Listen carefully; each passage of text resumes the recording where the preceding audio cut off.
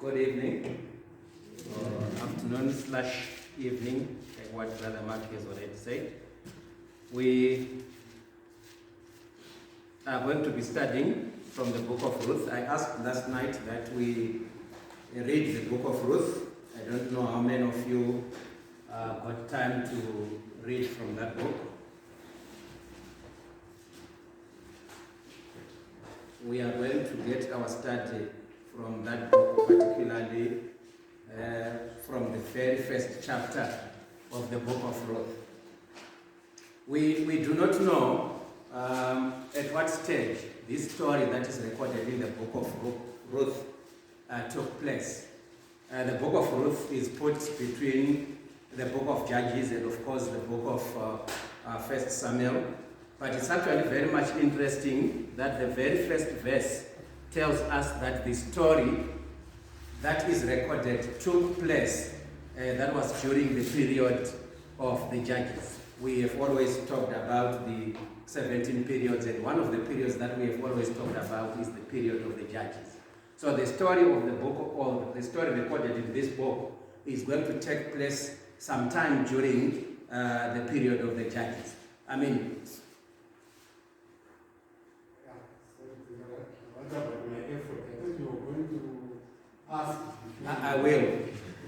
I will ask at the end. Okay. Thank you, Herbert. So, what did you want to tell us? Okay, someone I just wanted to say Ruth was loyal to her mother-in-law. Now was married to Elimelech, and there were two sons, Chilion and Mahlon. Mahlon was the husband. Then Elimelech passed away first, and then now he was a widow. She was left with two sons, and then they married the Moabites, Orpah and Ruth. And unfortunately, the two sons passed away also. So there were only three females. There were only three. Then she thought of, let me go back to my native land. Then she asked those sister-in-laws to say, you can go back to your homes and start a new life if you want. Nothing now, because you can't cling to me, because I can't now bear another children to be your husband, because I'm now old. And they persisted. Orpah ended up going back, but Ruth said, no, where you are going to die, where you go, something like that. And then they went back to the realm of Judah, their native land. And then she ended up meeting Boaz. Boaz was a relative to the husband, the late husband. So there was something like You really read the book. Herbert did read the book, and that's basically what I was going to talk about, so I would rather call it quits, because Herbert has said everything, definitely. This is the very story that we find in this very short book. It's a profound story, and it's so important to us because we are going to discover that at the end of everything, in chapter 4, we are going to see that Ruth is going to get married, or she has already gotten married to Boaz. But at the end of chapter 4, we are going to be told about the beginning of the genealogy that is going to eventually give us Jesus, our King. So Ruth became so important because she's going to become one of the very few women that are going to be mentioned by name, particularly by Matthew, as he gives us the genealogy of Jesus. He is going to mention Ruth as one of those that are going to give us Jesus. So she became one of the ancestresses of Jesus, also including one of the concubines of the Old Testament that was called Rahab. She's also included there. Thank you, Herbert, for the summary of the book of Ruth. So that's basically what we find in the book of Ruth. We are going to start giving some meanings. Some of them actually have a bearing to what we are going to study tonight. The meanings of the names that are actually mentioned there. Herbert has already told us about Bethlehem of Judah. it's always mentioned as Bethlehem of Judah. That's important for us to know that. Why? Because there were two Bethlehems in the land of Canaan. Maybe, let me not say in the land of Canaan, but in the land that was occupied by the children of Israel, there were two Bethlehems. There was one Bethlehem which is very important and which is very famous, which was called Bethlehem of Judah. And there was another Bethlehem which was up there in the territory that had been given to one of Jacob's sons, who was called Zebulon. So there was Bethlehem in Zebulon and there was Bethlehem in Judah. So this is why this particularly is mentioned as Bethlehem of Judah, to distinguish it from Bethlehem up there in Zebulon. Bethlehem meaning the house of bread.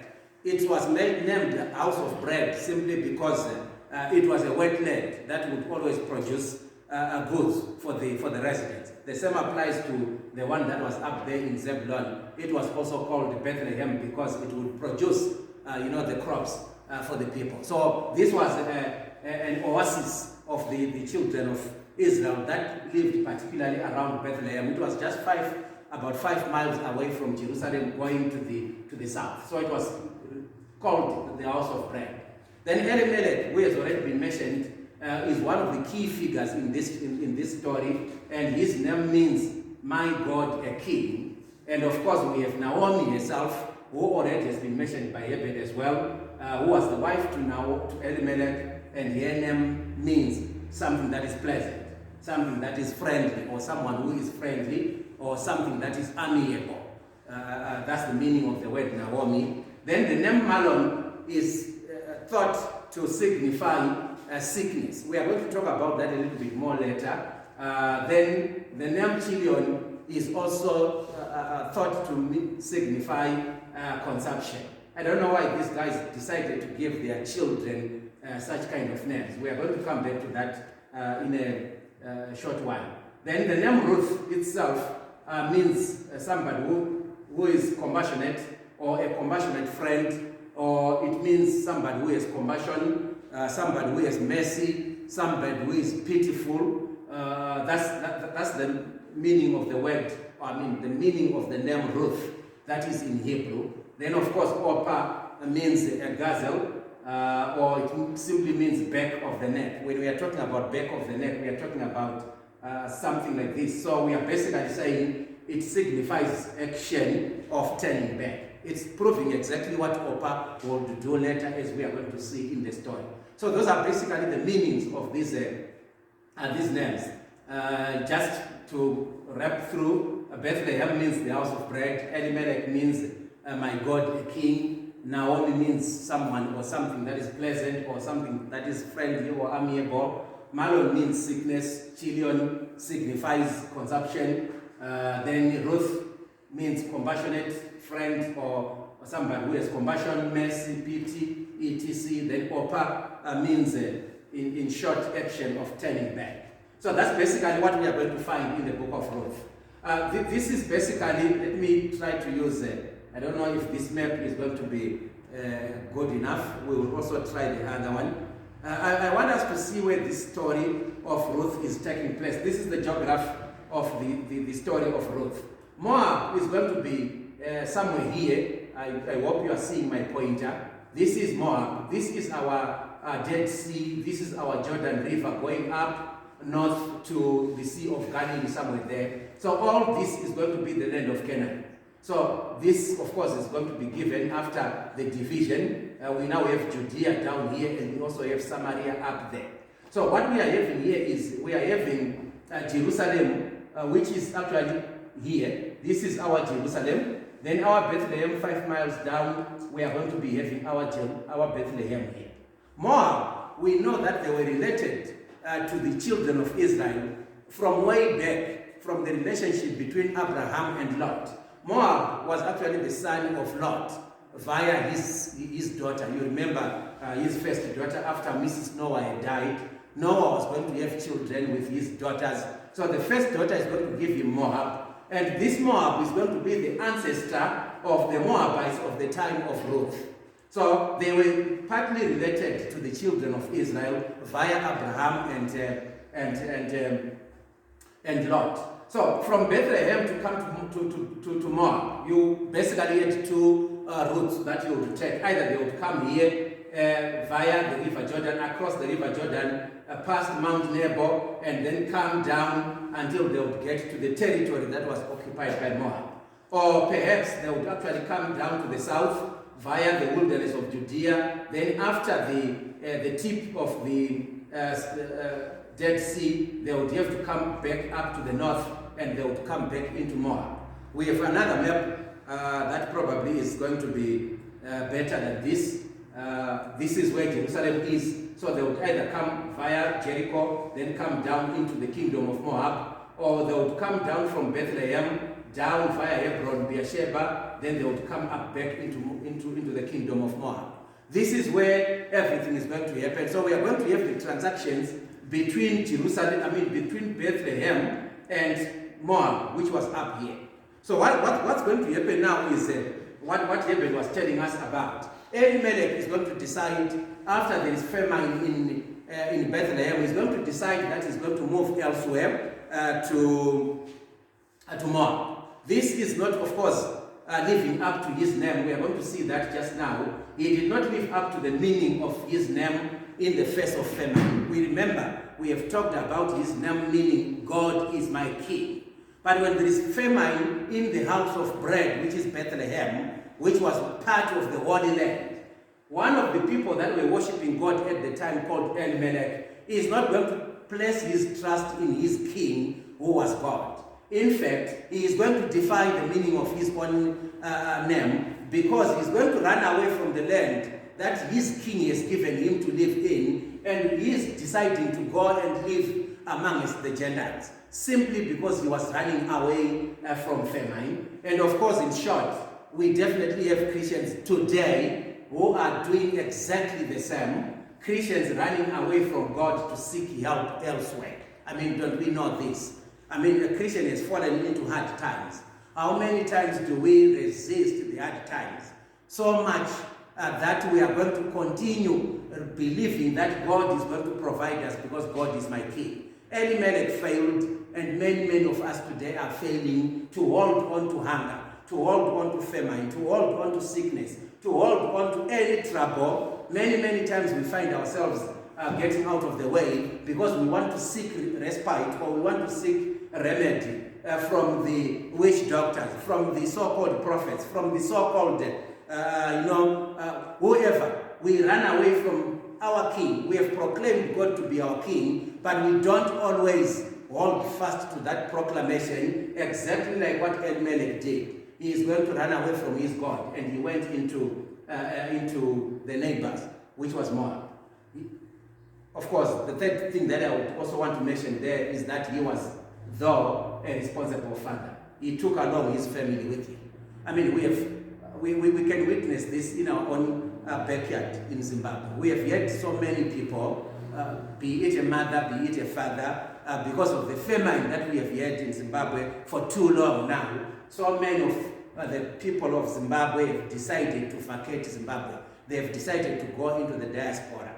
We have seen a father that is gone for 7 years without even knowing the welfare of the children back home. We have seen mothers that are also gone for as long as that, forgetting that they actually have families to take care of. They believe and think that taking care of a family is to send money via Mukuru, via World Remit, via Western Union. But family is much more than that. Many of them are going to go, and they'll go forever. And we have seen families breaking up because a mother is gone or a father is gone to seek greener pastures because Zimbabwe is going through famine. This is exactly the same situation that we can just juxtapose opposite to what is happening to Elimelech. Elimelech is facing the same kind of quagmire in Bethlehem. But what he decided to do is he was going to seek a greener pastures. But what he decided to do, which is commendable, was he was going to take along his entire family. And Elimelech took along his entire family, and they went into foreign land, and they started living in Moab. Many of Zimbabweans would learn from Elimelech that when you have thought of going to greener pastures, where you are going to be gone for long, you would rather take along your family with you. After a little while living in Moab, of course, Elimelech is going to die. he had intended to only sojourn. That's what we read in verse 1. Sojourning, meaning that he intended just to go there for a short while. Then he was going to, after the famine in Bethlehem is gone, he was going to decide to come back to the house of bread. But alas, that was his will, but of course that was not God's will as well. Because as we read in James chapter 4, verse 15 in particular, it tells us that whenever we are doing our planning, whenever we are thinking about anything to do with tomorrow, we should always say, unless if it's God's will, I am going to do A, B, C, D. Most of the time, of course, we forget and we take it for granted that, well, tomorrow I'm actually going to go to Harare, tomorrow I'm actually going to go to South Africa, tomorrow I'm actually going to do A, B, C, D. But we forget that the author of our life might be having a different plan altogether to our plans. Elimelech wanted to just go there for a short while. After the house of bread has produced more bread, he was deciding that he was going to come back. That did not happen. Elimelech is going to die while he is still there. When he has died, his children, Mahlon and Chilion, are going to get married. Mahlon is going to get married to Ruth. Chilion is going to get married to Orpah. And of course, what a mistake this was. Yes, sir, you want to say something? Well, I wanted to say, I can't remember that song that God him saying, why not tonight? So you mustn't wait to say maybe come to Jesus. I think it's... why not tonight? Because you don't know what. You don't know what's going to happen in the next... Exactly, that's the summary of what we are talking about. You don't know what's going to happen in the next second. So why don't you make a decision now, and you make a solid decision now? When he went in there, he went in with his family. He wanted to go in for a short while, then he was going to come back. But that's not going to happen. He's going to die while he is still in the diaspora. We have yet so many of our relatives, of course, coming back here just as coffins because they have died in the diaspora. But that was not their wish. They would have wanted to go and come back living. Elimelech came back dead. He did not even come back. I believe he was buried over in Moab. His children are going to get married. And like I've said, this was actually one of the biggest mistakes that's going to start happening now. Why is it called a mistake? Because Jews were not supposed to intermarry. At least according to the law that Moses had given them before he died, recorded in Deuteronomy chapter 7, verse 3. They were never to intermarry. They were supposed to marry within. God had a plan. God's wisdom was he wanted to preserve, the chosen race. So he did not want them to mix the chosen race with Gentiles. But these young men, I mean, what would you expect? If you take your children out and you start living in another country, when they get old, they have to marry. Even if you decided that they were supposed to marry in Zimbabwe, they are going to marry wherever you are because they are going to get married. And they are going to get old and they would want to marry. Mahlon and Chilion are going to get old. Time has come for them to get married. Who are they going to marry except marrying amongst the Moabites? So they are going to marry Ruth and they are going to marry, Chilion is going to marry Orpah. But that was a mistake. And unfortunately, after just 10 years of their marriage, they are also going to die. Both of them, whether they died because they had married Gentiles or whether they died because their time had come, we don't know. That brings me back to the point that I alluded to earlier about the names of these young men. Mahlon's name signifies sickness. Whether the parents had seen that he was sickly when he was born and they gave him a name that was to do with his condition, I don't know. I mean, we know this happening in many, many families. Probably some of us might have it in our family where a child is born and a child is going to be given a name that has to do with what is happening in the family. It could be fight, especially in the polygamous marriages. We have actually seen names that are sort of scoffing at each other. Why are you burdening your child by such a name? We have even seen dogs that are given names, donkeys, cows that are given names to try and spy to the next door neighbor, simply because there is something that he has done, so I give a name to the dog. It's interesting that when we get to chapter 29 and chapter 30 of the book of Genesis, which we are studying in the mornings, we are going to discover this happening between these two sisters, Rachel and Leah. They are going to be, throwing names at their children just to spite each other. I remember my father's brother-in-law, he was married to my auntie. we are told the history. The man was called Hapana. He's now left. Why was he called Hapana? Hapana means nothing. So the reason why he was named Hapana was because this was a polygamous marriage. So when his mother was the youngest wife, whenever she had a boy child, the boy child would die very young. But when she had a girl child, the girl child would grow. So when she got this man, she said, well, Hapana, he's going to die. So he was given the name Hapana, but alas, he did not die. In fact, he ended up marrying my own aunt, and he actually has a family. How many kids now? My cousins, they are maybe 8, maybe 9. All of them are very old now. So why was he called Hapana? I mean, Hapana would not give you this family. That's exactly the situation that we would understand in our own situation. And Elimelech and Ruth, Elimelech and Naomi probably had a reason why they were giving their sons these names. Malon was called sickness. Chilion was called consumption. What is going to consume him? To some extent, they are actually going to die. And when they died, they did not have children at that time. So it became lonely. Naomi now, it's time to return home. The house of bread now, he had bread once again, at least according to verse 6. It's interesting that a couple of years ago, the house of bread did not have bread. And you would not expect to, you walk into a bakery wanting to buy bread, you can't get bread. Or you walk into a butchery wanting to buy meat, you can't get meat. So really, this was a crisis that they were facing. If you can't get meat in a butchery, where then are you going to get meat? If you can't get bread in a bakery, where then are you going to get it? So this is the situation they were facing then. But now circumstances have changed, at least according to what Naomi has picked from the relatives that are still back home. The house of bread has now produced bread. So she decided she was going to go. But unfortunately, she had come full to Moab.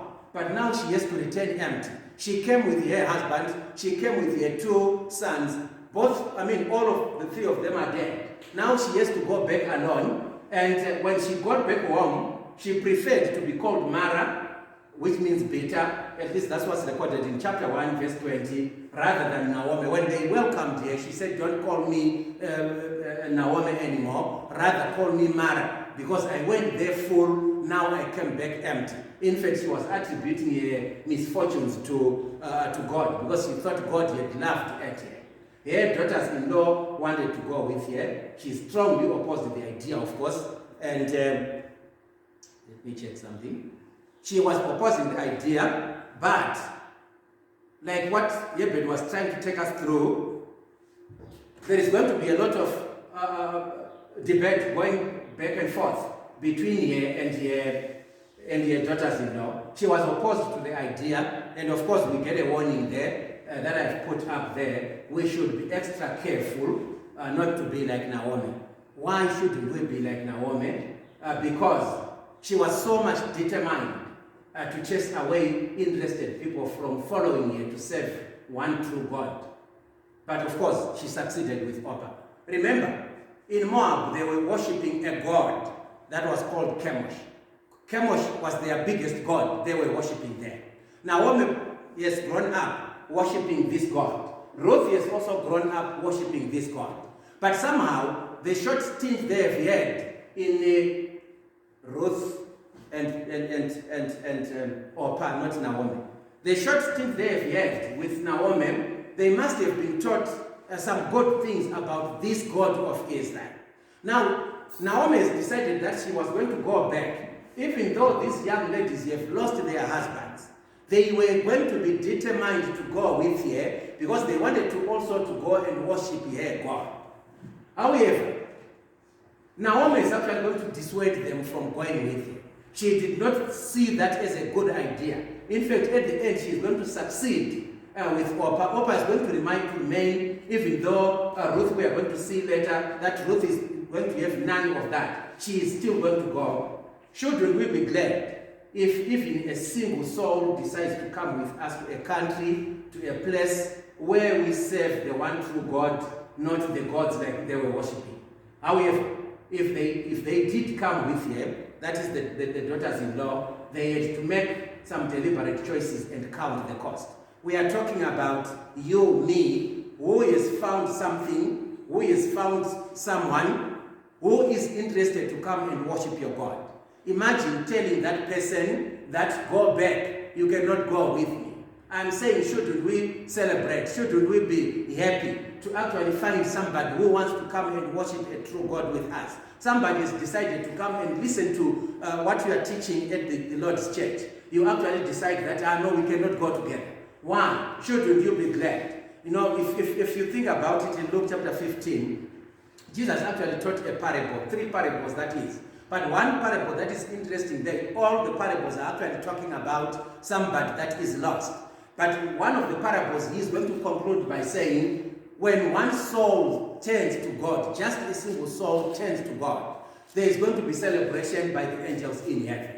Why are they celebrating over one? I mean, there is a lady that had some coins. She lost one. She's going to leave the majority of them just going after one coin because it's important. There's a man who has 100 sheep. Just one of them has gotten astray. What is he going to do? He is going to leave 99, sacrificing 99 because he wants to get that one back. This is exactly why Jesus was saying just one soul that is going to be turned to Christ is important to the extent that angels in heaven are going to rejoice. Naomi has an opportunity to take 2 souls with her to go and worship the God of Israel, who was the real God, taking them out of worshiping Chemosh. Naomi is not grabbing that opportunity. Many of us don't grab those opportunities. They actually, make themselves available to us, but we don't always grab such opportunities. But also, it was important for us to take note of this statement. If they had to come with her, that is to come with Naomi, they had to make deliberate choices and count the cost. If you listen to what Hebert was saying, he talked about her dissuading them from coming with them. Coming with her. What did she say? I'm already old. I can't fall pregnant again to the extent of giving birth to another young man who is going to marry any one of you. Even if I were to give birth today, are you going to wait for such a toddler to grow up until he can marry you? So please, there are disadvantages, many of them, in going with me than you would have advantages if you decide to stay back. That's Naomi's point of interest. She doesn't want to go with them because she's saying you are going to be disadvantaged. Rather, stay back so that you are going to be at an advantage. So these young girls, these young women, had to count the cost. Should I go with you? Shouldn't I go with you? Even in religion, of course, it is very good for us to be told the West. In fact, we actually have a problem in the religious world today.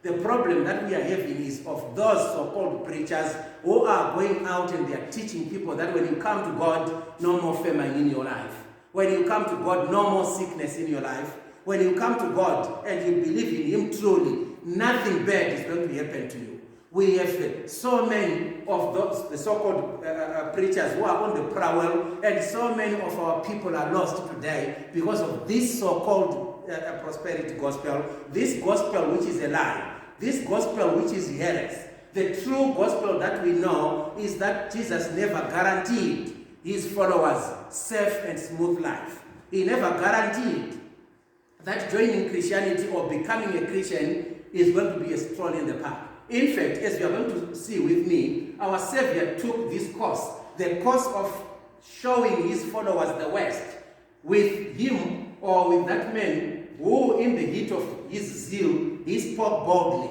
And he said, "Teacher, I will follow you wherever you go. Teacher, I'm going to follow you wherever you go." We have that story which is recorded in Matthew chapter 8. Jesus is going to reply him, and he said to him, "Foxes have holes, and birds of the air have nests, but the Son of Man has nowhere to lay his head." Imagine you are going to invest all your time and everything in this Jesus. But this Jesus that you are supposed to follow is actually telling you that I have nowhere to stay.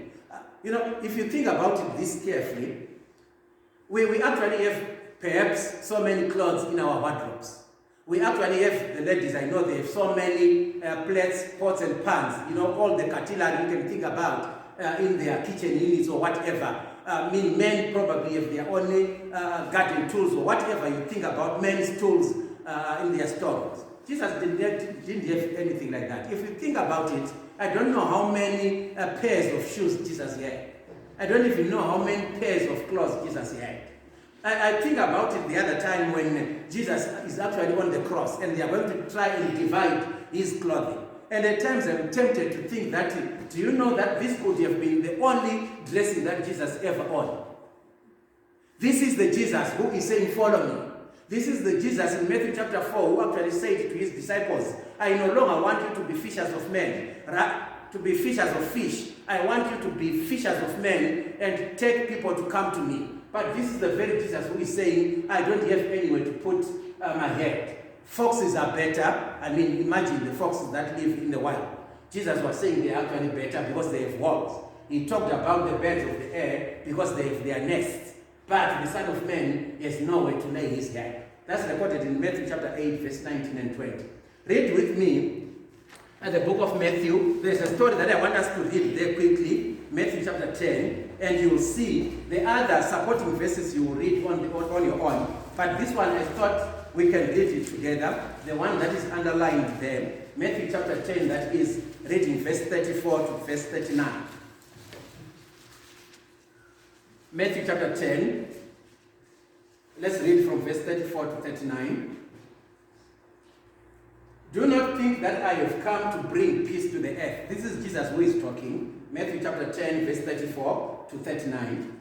Do not think that I have come to bring peace to the earth. I have not come to bring peace but a sword. For I have come to set a man against his father, and a daughter against his mother, and a daughter-in-law against her mother-in-law, and a person's enemies will be those of his own household. But listen to what he says from verse 37. Whoever loves father or mother more than me is not worthy of me, and whoever loves son or daughter more than me is not worthy of me.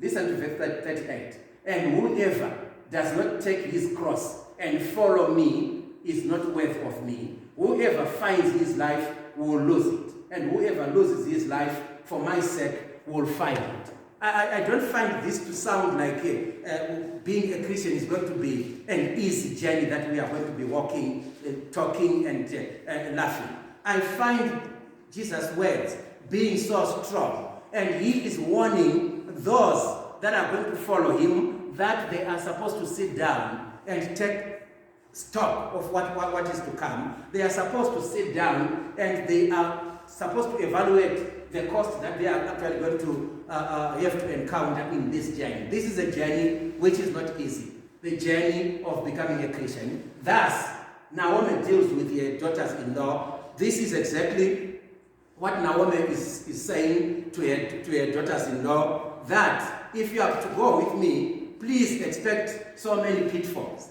There are so many things that you are not going to enjoy if you decide to go with me. Orpah kissed her mother-in-law. She took an affectionate leave of her. She bade her farewell forever without any purpose to follow her hereafter.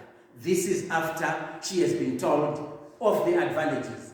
Disadvantages rather. This is after she has been told of the pitfalls. Orpah is going to surrender. Orpah is going to kiss her mother-in-law. She's going to take an affectionate leave of her. She bade her farewell forever without any purpose of following her again. She decided she was going to go back. And of course, this reminds us of a man that said he would follow Christ when he had buried his father or bidden those farewell that were at home. In Matthew chapter 8, verse 21 and 22, we actually have that story. Jesus replied to this man, and Jesus said to him, let the dead bury the dead, but follow me. This man was still interested. What was he interested in? He was interested in serving things of this world before he could follow Jesus. But Jesus was saying to him, leave everything behind and start following me. Orpah's kiss showed she had an affection for Naomi, and she hated to part from her, yet she did not love her well enough to leave her country for her sake. This is interesting, and this is important for us to take note of. Orpah is going to go back. She is not going back because she did not love Naomi. She actually loved Naomi from deep down her heart. But again, her love was not going to endure forever. When she was put to test when she was tested and she was pressed hard, she is going to resign. Ruth is not going to do that. I usually use the example of gold when I want to talk about something that's going to be taken to the end, yet is going to resist. If you think about gold and how they refine gold, when they are digging for gold and they get the gold ore, they are going to subject it under tremendous pressure of heat. They are going to burn it. They are going to heat it. But as other impurities inside this ore are going to be disappearing and they are going to be consumed by this fire, gold is actually going to be starting to shine. Gold can only be refined by putting it under tremendous pressure of fire. If you are put under tremendous pressure yourself, how far are you going to go? I mean, how far are we going to go if somebody is going to come and put temptations to us? I was teaching the book of James last month, early this month, and it's interesting that as you are reading the book of James, the first chapter in particular, it tells us about the temptations. But James actually makes an acknowledgement about these temptations. He says they are sure to come, but he then says when temptations have come, we should not think and believe or ever say that God has put these temptations to us. But James says these temptations are actually supposed to make us perfect. Because without temptations, otherwise how are we ever going to know that we are a good Christian who has never gone through temptations? You have to be tempted. If you are going to succeed under those temptations, then we know that we have somebody to count on. This is exactly what's going to happen with Opa. She is going to say, I am going to go back. Why is she going back? Because she has seen the disadvantages of going with Naomi. Many today have value, they have affection for Christ, yet they come short of salvation from Christ. Why? Because their hearts just cannot forsake or they can't ignore worthless things. They are too busy with worldly things. Many of us love Christ today. Many people, some of them who are not here tonight, love Christ. But they don't love Christ to go with him the extra mile. They love Christ when it's convenient. When it's inconvenient, they don't love Christ. How many of us, yet other things to do today that we have cancelled and probably perhaps we decided to come here. Some had some things to do tonight and they decided they were not going to come here. So what is happening is you are actually putting Christ and your things on a scale, and on every probability of balance, you are saying, okay, my things are way better than Christ, so I would rather go ahead and do my things rather than going to gather with everybody to learn about Christ. This is exactly what Opa is going to do. She did that even though she had the love, but her love could not resist. Her love could not endure it. He had to show its shortcomings somewhere along the line. They love him. Those that I was talking about earlier in this statement, that many today have value, they have affection for Christ, yet they come short of salvation from him because their hearts just cannot forsake or they cannot ignore worthless things. They are too busy with worldly things. Those people, they love him, that is Christ, and yet they leave him. Why do they leave him? Because they do not love him enough. We are going to end there with this statement in this first session so that we can have a song maybe or stretch a bit, then we will come back and finish the shorter session that is after this. They do not love him, that is Christ, enough, but they love other things better, like their wealth or etc. But we should remember, while we are still talking about that, the rich young man that went away from Christ sorrowful. This is recorded in Matthew chapter 19 in verse 22. You remember the young man that came to Christ and he said, what can I do to be justified? What can I do? What good thing can I do? And Jesus said to him, of course, he mentioned a couple of 10 commandments there, a couple of commandments, not 10 commandments, that he was supposed to do. And he said to Jesus, I've done all those. And Jesus said, okay, if you have done this, then go and sell your possessions and you start to follow me. The young man, when it came to dispense of his possessions, he said to Christ, you would rather go, I am not going to go with you. In fact, he actually went away sorrow. I like that account as recorded by Mark, Because Mark is going to say, Jesus looked at this young man and he loved him. Then he told him what he was supposed to do for him to go to heaven. If I think about this story, I always say to myself, this young man squandered an opportunity. He actually came face to face with the owner of life. He came face to face with the author of life. He came face to face with Christ himself. He came face to face with somebody who had the map to go to heaven. It's only Christ who has the map, the directions to heaven. And the very person who had the direction to heaven is going to tell him how he could come to heaven. And the young man squandered the opportunity. Are we not squandering many of these opportunities when we are told how to get to heaven or what to do for us to get to heaven? Let us end there for now, and we'll pick it up after a couple of minutes just to wrap up what we want to learn this evening. And thank you for your attention so far.